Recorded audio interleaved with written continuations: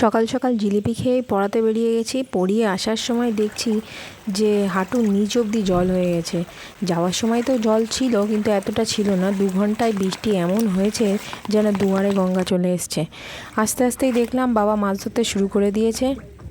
আমাদের এখানে যখনই বৃষ্টিতে জল উঠে যায়, সাথে সাথে কিন্তু মাছটাও ফ্রিতে পাওয়া যায়। জল বেঁধে থাকার কারণে যতই মনে দুঃখ থাক না কেন, ঠিকঠাক যদি মাছ পাওয়া যায় তাহলে কিন্তু সেটা খুবই আনন্দের হয়। কন্টিনিউয়াস বৃষ্টি হওয়ার কারণে সূর্যের আলো কিন্তু দেখতেই পাচ্ছি না আমরা। 3-4 দিন ধরে কন্টিনিউয়াস বৃষ্টি হওয়ার কারণে সূর্যের কোনো দেখা নেই। তার জন্যেই গাছটাও যেন ঝিমিয়ে পড়েছে। একে একটু পরিষ্কার পরিচ্ছন্ন করে দিচ্ছি। এ হলো রিও। এর দারুণ ব্যাপার হলো, এর একদিকের পাতাটা হলো ডিপ সবুজ আর অপোজিটের পাতাটা হলো ভায়োলেট কালারের হয়। যখন সানলাইট ভালো রকম পায় তখন এর কালারটা চেঞ্জ হয়। বৃষ্টিটা কমে গেলে একে একটু রোদ্দুরে রেখে দিতে হবে 2 দিন, তাহলেই এ আবার নিজের ফর্মে চলে আসবে। পাতাগুলো ঠিকঠাক আমি তোমাদের দেখাতে পাচ্ছি না, তার কারণ সানলাইট না পেয়ে এর দুদিকেই সমান হয়ে গেছে। তবুও দেখো কিছু কিছুতে বোঝা যাচ্ছে, হালকা একটা আভাস আছে, হালকা পার্পেল কালার একটু বোঝা যাচ্ছে। এটা হলো আমার সেই সাদা অপরাজিতা গাছ, যেটা ঘরের জানলাতেই লাগানো আছে। মাঝে মধ্যে খাবার দেওয়া হয় বলতে পচা কলার খোসা এগুলো একটু দেওয়া হয়, তাতেই যা ফুল ফুটছে। ঠিকঠাক যদি খাবার দেওয়া হতো তাহলে না কত ফুল ফুটতো। এই গাছটার সমস্যা হলো এর ফুলগুলো আমি ঠিক খুঁজে পাই না। সাদা আর সবুজ মিলে না যেন চোখ ধাঁধিয়ে যায়। নীল অপরাজিতাটা গাছে কিন্তু দেখা যায়, কিন্তু এই সাদাটা খুব ভালো করে দেখতে হয়, তারপরে আমি দেখতে পাই। এই সমস্যাটা আমারই কি না আমি ঠিক বুঝতে পারি না।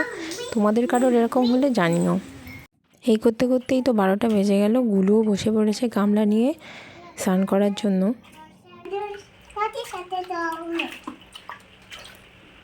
স্নান করে আমরা নিচে নেমে দেখি বাবা তখনও মাছ ধরছে। বেশ ভালোই ছোট ছোট মোরলা আর ছোট ছোট পুঁটি পাওয়া গেছে।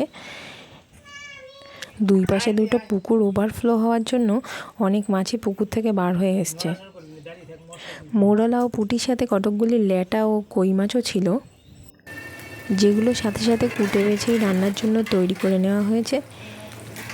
টাটকা মাছ দেখলে তো লোভই সামলানো যায় না। আর প্রতিদিন ওই কাতলা, পোনা, বাটা এইসব খেয়ে খেয়ে না এই চুনো মাছগুলো দেখে এত লোভ লাগছিল, তাই জন্য দেরি না করে সাথে সাথেই ভাজা করতে বসিয়ে দিলাম। আজকাল তো বাজারে গেলে এইসব মাছ পাওয়াই যায় না। অনেকেই বলে যে এগুলো নাকি ড্রেনের মাছ, এগুলো আমরা ধরে ধরে খাই। অ্যাকচুয়ালি সেটা নয়। অ্যাকচুয়ালি মাছগুলো যদি তুমি বাজার থেকে কিনে আনতে, তাহলে কিন্তু এই প্রশ্নটা আসতোই না এটা ড্রেনের মাছ কি পুকুরের মাছ। তার কারণ সেটা টাকা দিয়ে কেনা হতো, তাই জন্য সেই প্রশ্নটা আসতোই না। যাই হোক, ড্রেনের মাছ হোক আর পুকুরের মাছ হোক, সে যাই হোক না কেন, নিজেরা ধরে খাওয়ার মজাই কিন্তু একটা আলাদা। এখানে দেখো কিছু ল্যাটা মাছ আর কই মাছ উঠেছিল, সেগুলোও তোমাদের দেখাচ্ছি।